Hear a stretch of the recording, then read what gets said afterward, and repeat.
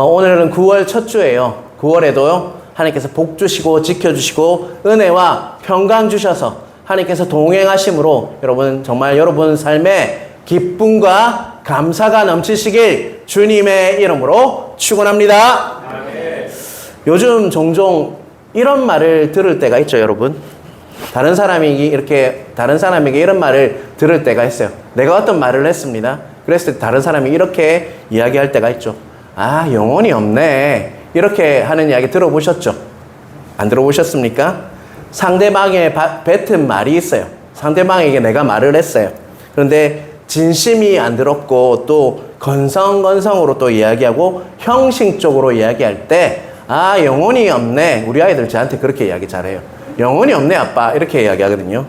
그런데 그 영혼이 없다는 말을 가장 많이 듣게 되는 경우가 언제입니까, 여러분? 바로 인사치레로 하는 말을 할 때 영혼이 없네 라고 이야기할 때가 많습니다. 여러분 특별히 우리 성도들에게 영혼이 없는 말을 가장 많이 하는 경우가 뭔지 아십니까? 헤어질 때 여러분 뭐라고 이야기하십니까? 제가 기도할게요. 이렇게 하십니까? 안 하십니까? 하잖아요. 그죠? 근데 만약에 기도한다라고 말을 하셨다면요, 여러분 어떻게 하셔야 돼요? 그분들을 위해서 진짜 기도하셔야 돼요. 그렇지 않으면 영혼 없는 말을 내뱉은 것과 같다는 것입니다. 여러분, 기도하겠습니다라고 하셨으면 꼭 그분을 위해서 기도하시는 은혜가 있길 주님의 이름으로 축원합니다. 오늘 우리가 1절에서 7절까지 로마서 1절에서 7절을 봤는데요. 이 부분은 어디에 해당하냐면 인사말에 해당합니다. 우리가 영혼 없는 말을 할 때가 인사치레로 할 때가 가장 많다고 했다라고 조금 전에 제가 말씀을 드렸는데요. 분명 그 당시 때 서신이에요. 이거는 편지입니다. 로마에 있는 성도들에게 보낸 바울의 편지가 바로 로마서예요. 그런데 인사말이에요. 그렇다 보면 어찌 보면 첫 번째 부분에 인사말이 붙기 때문에 인사치레로 한 말, 영혼 없는 말이 될 수도 있잖아요. 그런데 오늘 1절에서 7절은요. 정말 중요한 부분을 영혼 있는 말, 더 심지어 영혼은 살리는 말이 바로 오늘 로마서 1장 1절에서 7절까지의 말씀이라고 할 수가 있다는 것입니다. 여러분, 바울이 로마 교회에게 정말 자신을 소개하고 또 복음이 무엇인지에 대해서 이렇게 직접적으로 진심 어린 그런 부분이 들어있는 부분이 어디라고요? 오늘 로마서 1장 1절에서 7절이니까 여러분 어떻게 하셔야 될 것 같습니까?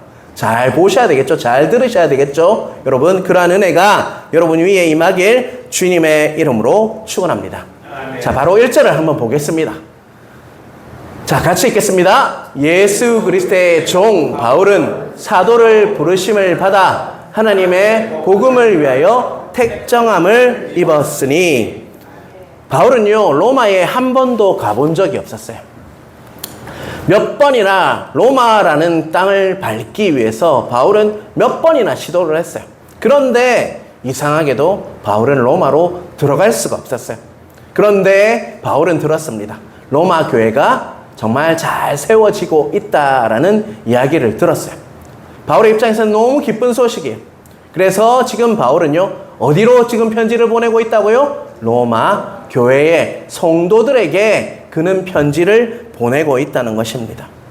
바로 로마 교회의 형제 자매에게 바울 자신이 누군지를 들었을 거예요. 그 성도들은 바울이라는 정말 위대한 선지자 같은 그런 분이 있다, 사도가 있다라고 들었는데 자신이 스스로 어떤 자인지를 고백하고 있는 부분이 바로 1절이라고 할 수 있습니다.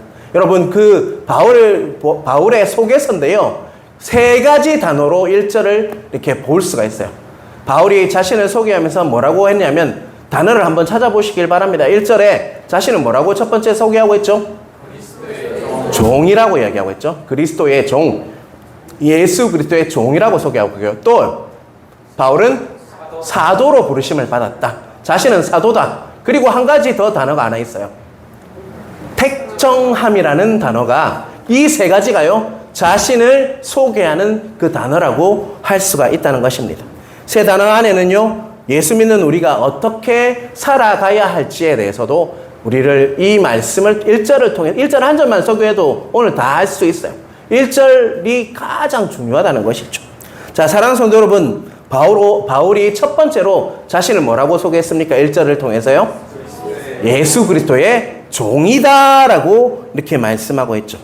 여러분, 예수 그리스도의 종이라는 말을 들으니까 여러분은 어떻게, 바울에 대해서 어떻게 생각이 듭니까? 어떤 마음이 드세요? 아, 진짜 신실한 종이구나라는 생각이 들죠. 그런데 그 당시 로마 사람에게 자신이 종이다라고 소개를 했다면 다른 뉘앙스로 들렸을 것입니다. 왜냐하면 그 당시 종이라는 말이 여러 가지가 있는데요. 여기서 종을 헬라어로 둘로스라고 쓰고 있어요. 그 당시 둘로스는요, 노예입니다. 노예. 그냥 종이 아니라 옆에서 시중 드는 사람이 아니라 노예입니다. 노예. 정말 왜냐하면 노예에 가까운 개념이 둘로스이기 때문입니다. 여러분 한번 이 문장을 한번 들어보십시오. 노예에 대해서 이렇게 설명하고 있습니다. 노예와 당나귀는 주인을 위해 노동한다는 점에서는 공통점이 있지만 노예는 말을 할 줄 알고 당나귀는 말을 하지 못한다는 차이가 있을 뿐이다. 뭐라고요? 당나귀와 별반 차이가 없대요. 그런데 노예는 뭘 한다고요? 말을 할 뿐이고 당나귀는 나귀는 정말 말을 할지 모르는 그런 취급을 받았던 자가 누구란 말이에요? 바로 그 당시 둘로스 노예였다라고 말씀을 하고 있죠. 그 당시 노예는요, 그 주인의 재산의 일부일 뿐이에요. 그래서 인권이나 인격 같은 건 전혀 없었어요. 그냥 당나귀와 같이 취급을 받았던 자가 말만 할 수 있다 뿐이지 당나귀 취급을 받았던 자가 바로 둘로스, 노예인 그라는 것입니다. 그런데 지금 바울은 뭐라고 고백하고 있습니까? 내가 예수 그리스도의 종이다, 노예다 라고 말씀을 하고 있어요. 분명히 사도행전 22장 3절에는요, 자기 자신을 가말리엘의 문하다라고 소개하기도 했어요.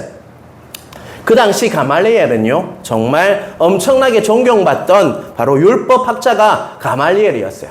그래서 그 가말리엘 문화에 있다 이렇게 하면요, 아, 저 사람은 정말 멋진 사람이다, 멋진 정말 사람이라 위대한 사람이다라고 존경을 받았던 자리가 바로 가말리엘의 문화에 있던 사람이었어요. 가말리엘이 워낙 엄격해서 아무나 받아주지 않았어요. 그래서 가말리엘의 그 문화에 있었다, 그곳에서 율법을 배웠다고 하면요, 정말 다른 사람들이 마치 지금으로 치면 마치 서울대학 간 것 같이 그렇게 정말 인정했던 것이 바로 가말리엘의 문화에 있던 제자들이었습니다. 그런데 바울이 바로 누구라고요? 그 정말 율법학자의 정말 존경받던 그 율법학자의 제자였어요. 그런데 바울은요, 로마서 정말 그 편지를 시작하는 그 정말 처음 부분에 자신을 가말리엘 문화의 제자이다라고 소개하지 않아요. 뭐라고 소개하고 있습니까? 바로 하찮기 짝이 없는 정말 당나귀와 짐승과 같이 취급받았던 그런 정말 노예다라고, 예수 그리스도의 노예다라고 자신을 낮추고 있다는 것입니다. 여러분, 빌립보서 2장 6절에서 8절을 우리 한번 제가 읽겠습니다. 자, 눈으로 잘 따라와 주시기 바랍니다. 그는 근본 하나님의 본체시나 하나님과 동등함을 취할 것으로 여기지 아니하시고, 7절 넘겨주세요. 오히려 자기를 비워 종의 형체를 가지사 사람들과 같이 되셨고 사람의 모양으로 나타나사 자기를 낮추시고 죽기까지 복종하셨으니 곧 십자가에 죽으심이라. 누구에 대한 설명입니까? 예수 그리스도에 대한 설명이에요. 그런데 7절에 보면요, 7절 한번 넘겨주세요. 앞에 7절 앞에요. 앞에 7절에 보면요, 오히려 자기를 비워 종의 형체를 가지사 사람들과 같이 되셨고 하고 있죠. 여기서 보면 중간에 보면 종의 형체를 가지사 할 때 종이란 말이 보입니까? 여기서 종을 어떤 말로 헬라어로 썼냐면 둘로스, 노예라고 제가 설명했던 그 말을 예수님께서 친히 종의 형체를 가지사 빌립보스를 통해서 예수님께서 그런 노예의 모습으로 오셨다라고 우리에게 설명하고 있다는 것입니다. 인격이 없고 인권도 없던 그런 정말 짐승 취급받았던, 물건 취급받았던 그런 자로 주님께서 이 땅에 오신 그 성육신이요, 바로 그런 모습으로 이 땅에 오셔서 누구를 위해서 십자가에 돌아가셨습니까? 나를 위해서 십자가에 돌아가셨다라고 말씀하고 있다는 것입니다. 놀랍지 않습니까, 여러분? 정말 하나님께서, 정말 하나님이신 예수님께서 주인의 재산일 뿐인 짐승과 같은 그런 모습으로 이 땅에 오신 것이 예수 그리스도께서 이 땅에 사람의 형체로 오신 그 모습이라는 것을 꼭 기억하시는 여러분 되시길 주님의 이름으로 축원합니다.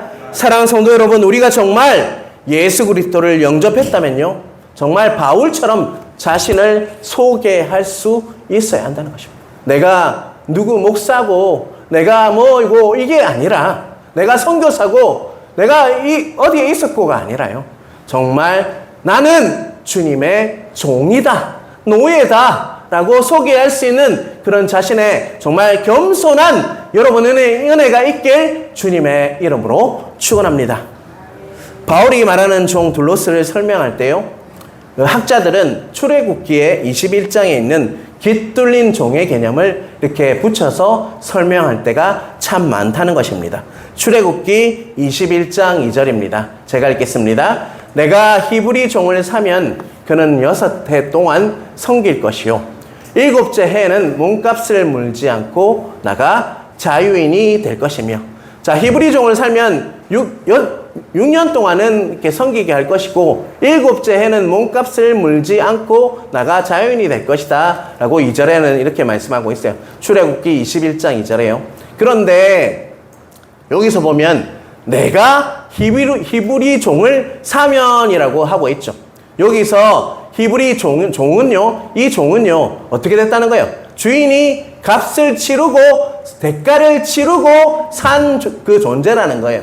그래서 6대 동안 섬겨야 돼요. 그런데 정말 운 좋게도 7째 해 되면 몸값을 물지 않고 자유인이 된다라고 말씀을 하고 있죠. 다시 말하면 그 종, 노예는요, 빚을 갚는 자가 바로 누구라는 거예요?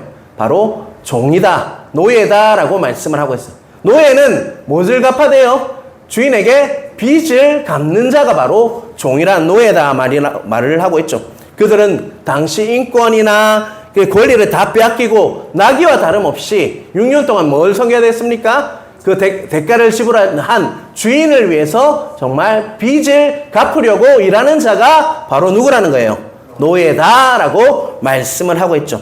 근데 2절 끝부분에 보면요, 몸값을 물지 않고 나가 자유인이 된다고 했는데 몇 년째 되는 해요? 7년째 되면 자유인이 될 수 있다. 비록 내가 노예로 팔려와 짐승처럼 취급받는 신세가 되었지만 이 또한 지나간다. 이 시간이 지나면 나는 다시 자유인이 된다라고 2절은 우리에게 말씀을 하고 있어요. 그런데 자, 5절을 한번 볼까요? 자, 5절 6절입니다. 같이 읽겠습니다. 만일 종이 분명히 말하기를 내가 상전과 내 처자를 사랑하니 나가 상전이 그를 데리고 재판장에게로 갈 것이요, 또 그를 문이나 문설주 앞으로 데리고 가서 그것에다가 송곳으로 그의 길을 뚫을 것이라. 그는 종신토록 그 상전을 섬기리라서 자유인이 되지 않겠노라 하면. 드디어 이제 6년이 지나갔어요. 이제 내일이면 6년이 되고 이제 7년차 되면요, 그들은 어떻게 됩니까? 자유인이 돼요. 그런데 이상한 종이 있어요. 7년이 되었는데도 너무 그 주인이 자신을 너무 잘해준 거예요. 그래서 너무 감사해서 그냥 내가 계속적으로 주인의 노예가 되어서 살기를 원합니다 라고 하는 종이 있었어요. 그 당시 정말 당나귀 취급받는 자신을 위해서 따뜻하게 감싸주고 너무나 잘해주는 그 주인 때문에, 그 사랑과 은혜를 알기 때문에 스스로 이제는 자유인인데도 불구하고 어떻게 하겠다는 거예요? 계속적으로 노예로 살겠습니다 하는 종이 있어요. 그 상징으로 뭐를 뚫었냐 하면 길을 뚫었어요. 그 종은 자신이 자원해서 정말 내가 계속적으로 그 주인 밑에서 그 사랑이 너무 크니까 살겠습니다 하는 종이 있는데, 그 증거로 뭐를 뚫었다고요? 길을 뚫었어요. 그 길 뚫은 종은요, 뭐한 종입니까? 자원하는 종이었어요. 내가 주인의 은혜와 사랑이 너무 커서 앞으로 열심히 주인을 돕겠습니다 하는 그 자유인이, 원래는 자유인이에요. 그런데 계속적으로 노예의 신분을 가지겠습니다 라고, 상전을 사랑해서 라고 5절 뒷부분에 나와 있죠. 정말 자원하는 마음으로 그렇게 결정하고 길을 뚫었다 라고 본문은 우리에게 말씀하고 있습니다. 여러분 한번 묵상 한번 해보십시오. 그 자원에서 길을 뚫은 그 종의 한 표정을 한번 상상해 보세요.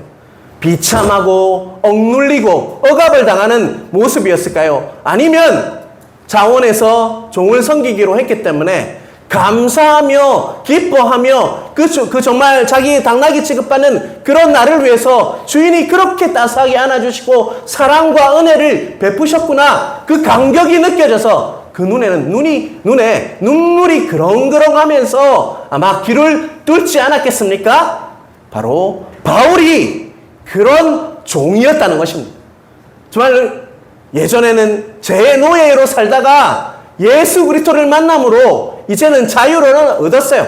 자기 마음대로 살아도 돼요. 죄에서 자유하며 정죄함 없이 살 수 있는데도 불구하고 그는 뭐라고 선택했습니까? 내가 예수 그리스도의 종, 깃뚫은 자로 정말 평생을 내 주인을 위해서 살겠습니다. 그분의 사랑과 은혜를 갖기 위해서 살겠습니다 라고 고백하는 자가 누구였다고요? 바로 바울이었다는 것입니다.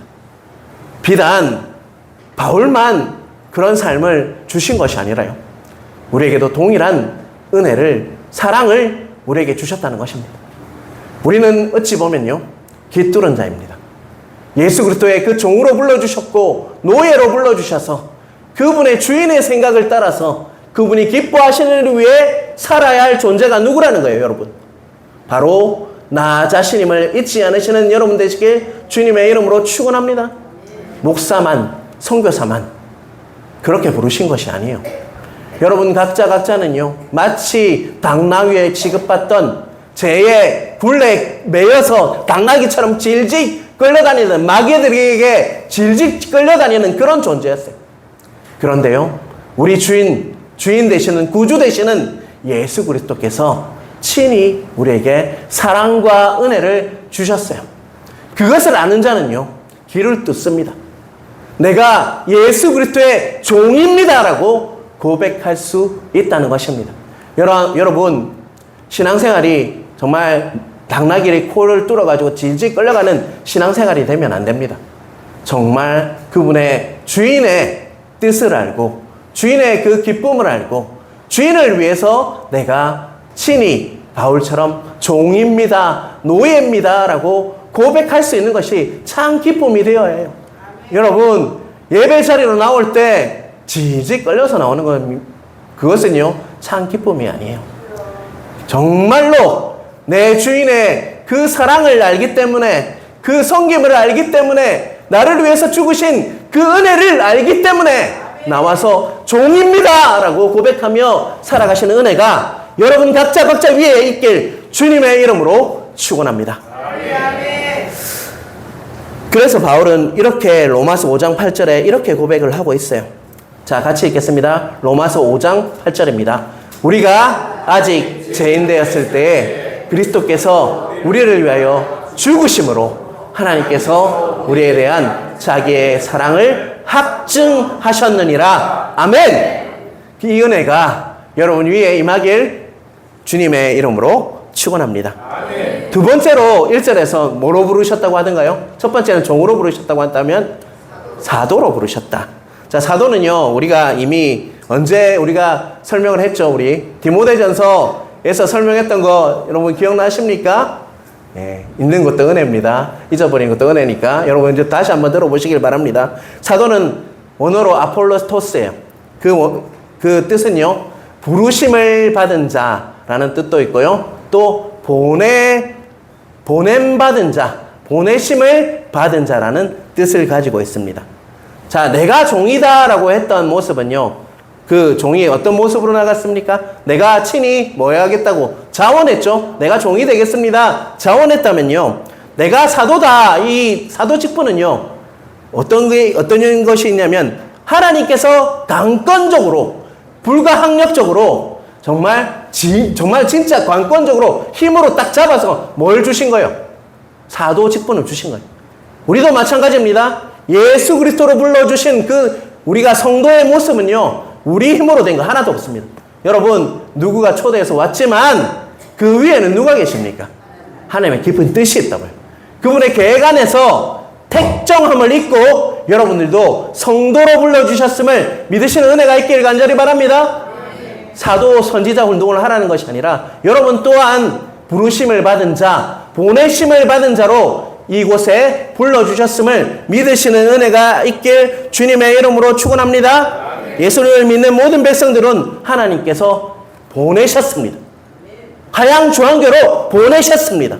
바울을 사도로 불러주셨듯이 우리 각자를 하나님께서 화양주한교회로 보내주셨음을 믿으시는 은혜가 있길 주님의 이름으로 축원합니다. 자신이 생각해서 내가 뭔가를 도와주기 위해서 내가 뭔가를 위해서 이렇게 해서 왔다라고 생각하시면 그거는 아니에요, 여러분. 하나님의 은혜로 오신 거예요, 여러분. 하나님이 강권적인 그 손길로 붙잡아 주셨어요. 여러분, 그것을 믿으시는 은혜가 있길 주님의 이름으로 축원합니다. 또 1절의 끝에 보면요, 복음을 위하여 택정함이라는 단어가 나옵니다. 복음을 위하여 택정했다라고 이야기를 하는데요, 복음을 위하여는요, 원어적으로 보면 복음 안으로, 복음 속으로예요. 복음 속으로 택정함을 입었다. 이 말은 택정함은 분리하다, 구분하다라는 뜻이에요. 그러니까 하나님의 강권적인 손으로 복음 안에 있도록, 복음 속에 들어가도록 우리를 어떻게 했다는 거예요? 바울을 복음 안에 있도록 이끌어 주셨다는 거예요. 주님의 손길로 밀쳤다는 거예요. 복음 안으로 들어가도록, 복음 속으로 들어가도록 바울을 어떻게 했다는 거예요? 정말로 손으로 이렇게 밀어가지고 복음 안에 들어가도록, 복음 속으로 들어가도록 밀었다는 거예요, 여러분.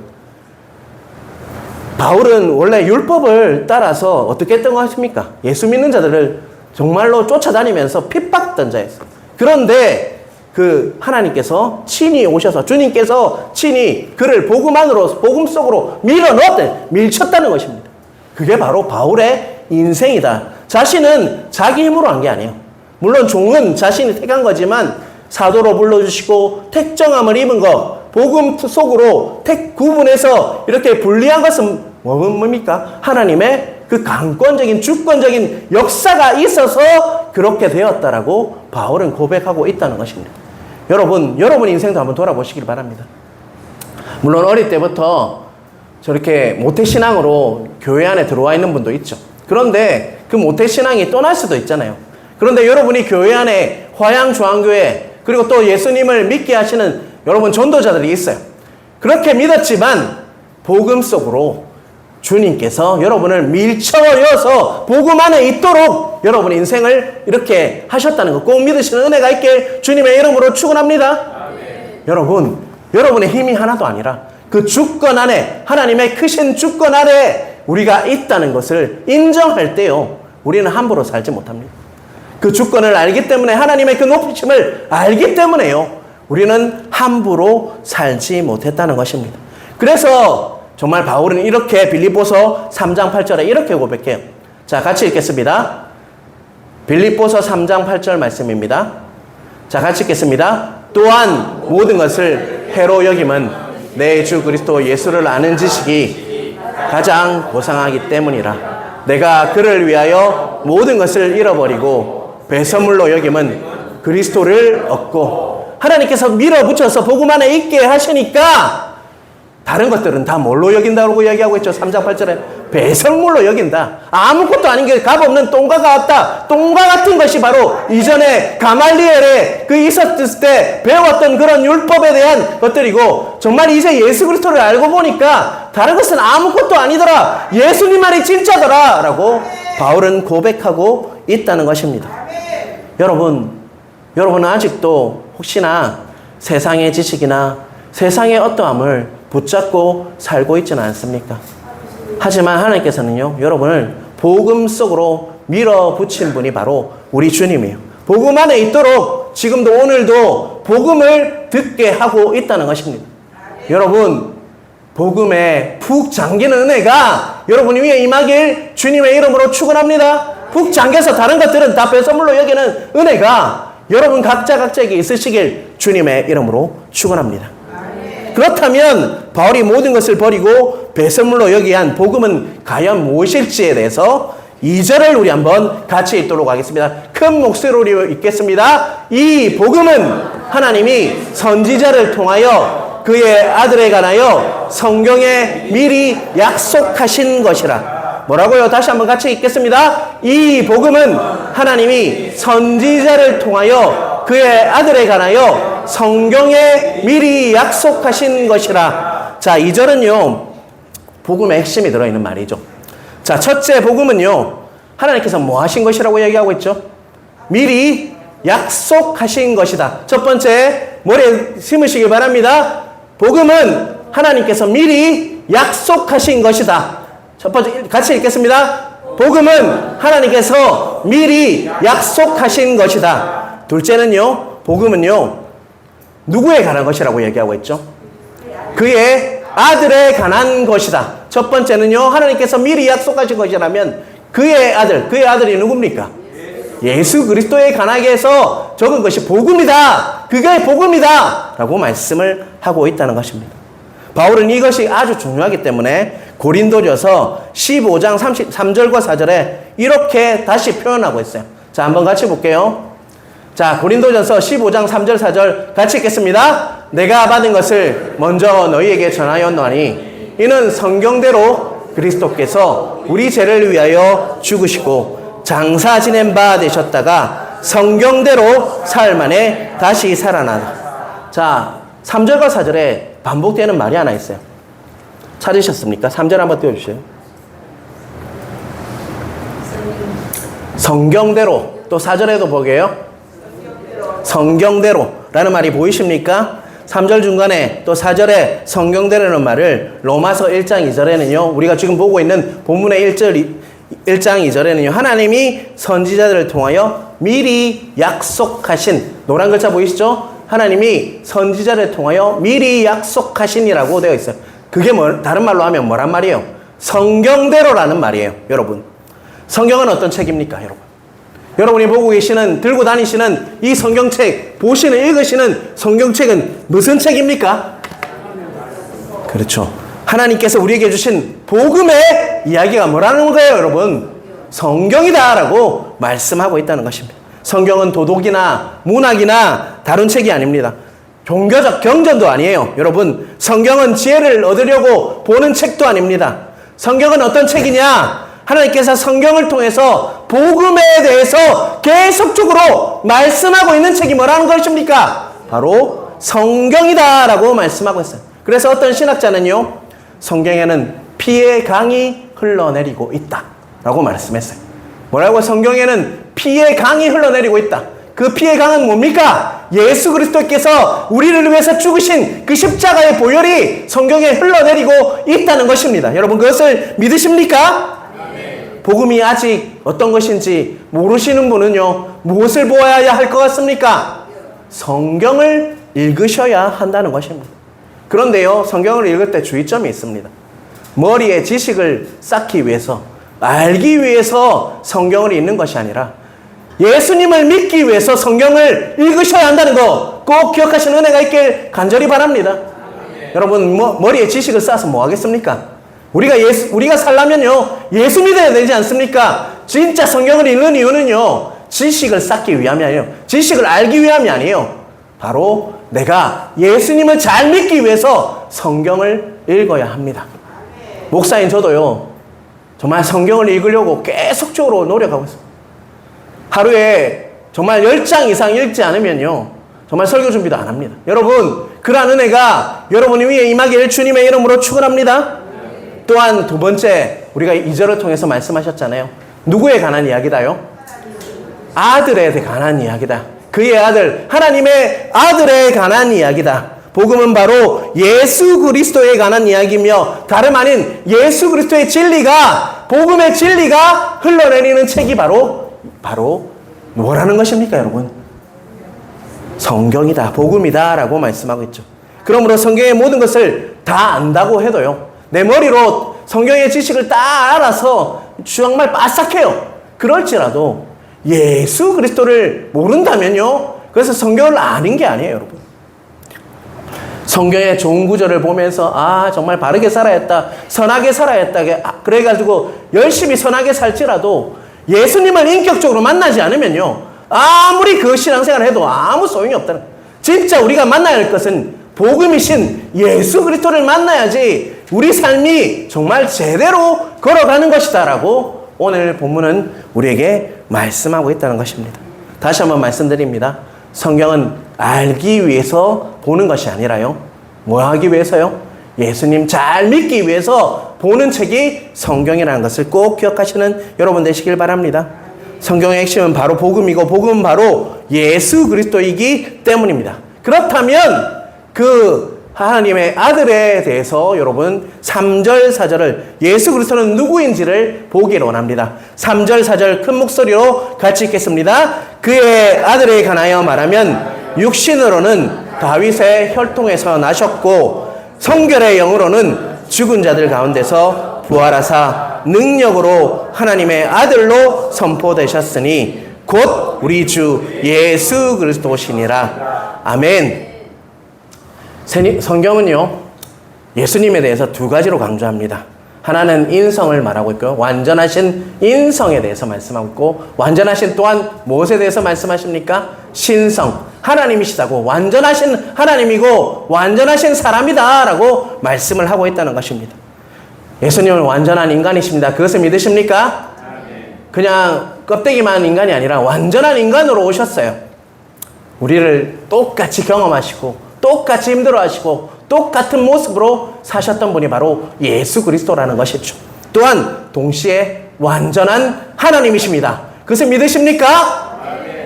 예수님은 4대 성인 중에 한 사람이 아니에요. 4대 성인이라고 생각하지 마시고요, 그분은 사람이 아니에요. 또한 하나님이시라는 것이죠.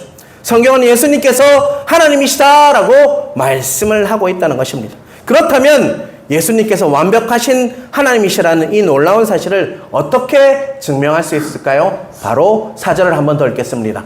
성결의 영으로는 죽은 자들 가운데서 부활하사 능력으로 하나님의 아들로 선포되셨으니 곧 우리 주 예수 그리스도시니라. 자, 뭘로 이렇게 하나님이라는 것을 증명하셨냐면요, 죽은 자들 가운데서 뭐하라고요? 부활하사. 성결의 영은 성령님입니다. 성령님께서 임하셔서 죽은 자들 가운데서 부활하사 정말 하나님의 아들로 선포되셨으니 라고 말씀하고 있죠. 하나님의 아들임은 하나님을 말씀하는 거예요. 수넴 여자 아들도 다시 살아났고 죽었다가 살아났지만, 나사라도 죽었다가 살아났지만 다른 점이 뭐냐면 그들은 어떻게 했습니까? 다시 죽었죠. 하지만 예수님께서는 진정한 부활을 하셨다는 것입니다. 지금까지 이 땅에 태어나셔서 부활한 분은 오직 예수 그리스도밖에 없습니다.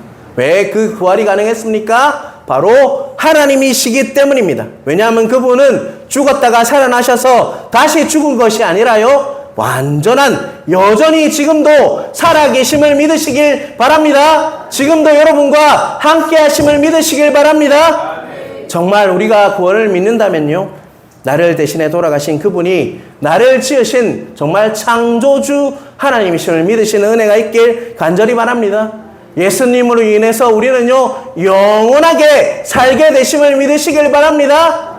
그분이 바로 예수 그리스도예요.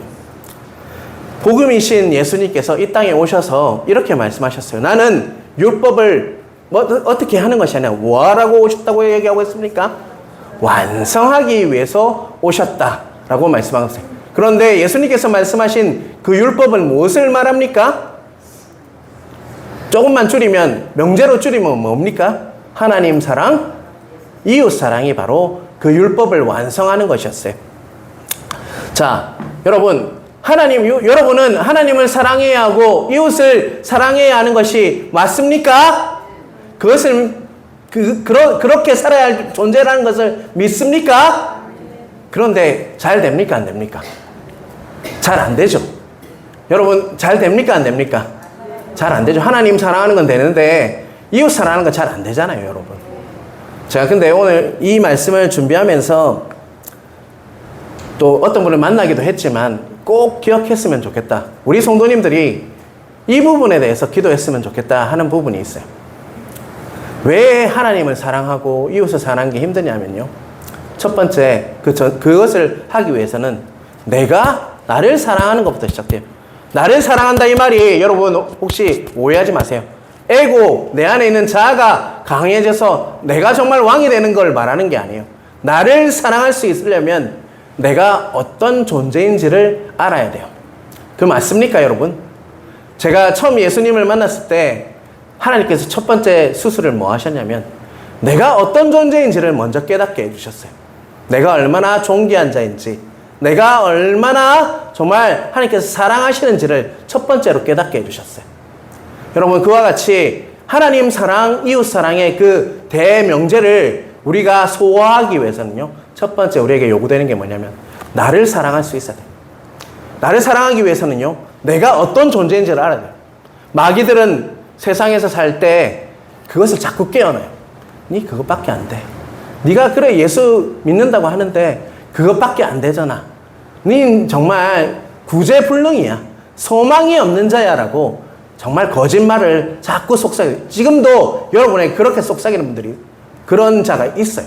그게 마귀죠. 그런데요, 예수님을 진짜 만나면요, 뭐가 생기냐면 내가 어떤 존재인지를 알게 돼요. 내가 얼마나 존귀하고 귀한 존재인지를 알게 된다고요. 그게 뭐냐면 복음입니다. 오늘 바울이 말하는 복음이에요. 그걸 예수 그리스도를 만나면요, 예수 그리스도께서 나에게 첫 번째 작업이 뭐였냐면 나를 사랑하게 하십니다. 내가 어떤 존재인지를 깨닫게 해주세요. 여러분은 어떤 존재인지를 깨달으시는 은혜가 있길 주님의 이름으로 축원합니다. 그것을 알게 하시는 게 뭐냐면 바로 복음, 예수 그리스도를 깊이 만날 때 그 일이 일어난다는 거, 인격적으로 예수님을 만날 때 그 일이 일어난다는 거 꼭 깨달으시길 바랍니다.